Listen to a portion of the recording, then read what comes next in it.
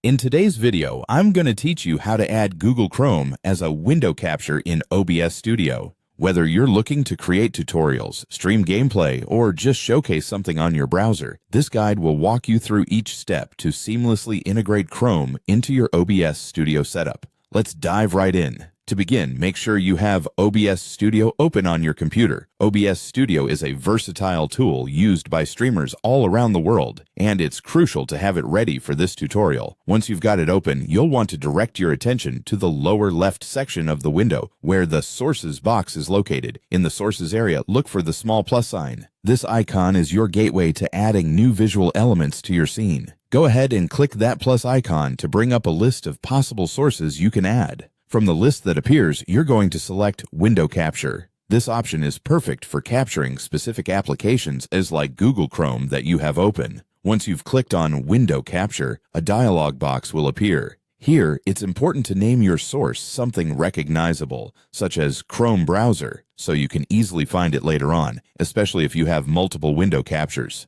Once you've assigned your source a name and clicked OK, you'll see another Properties window pop up. Now we're getting into the specifics. Next, locate the Mode drop-down menu. By default, it might be set to capture any full-screen application, but for our purposes, you'll want to choose from its options by selecting Capture Specific Window. This selection is critical, as it ensures OBS only captures the window you're interested in, minimizing distractions and potential privacy issues. With that mode selected, head to the Window drop-down menu. Here you'll see a list of currently active windows on your computer. Carefully scroll through this list and find the Google Chrome window you wish to capture. It's helpful to have Chrome open and displaying the specific content you want to capture before you reach this point to avoid confusion. After you select the Chrome window, you should see a preview of what's being captured in the small preview area. Make sure everything looks good. And that's really all it takes. By now, you've successfully set up window capture for Google Chrome in OBS Studio,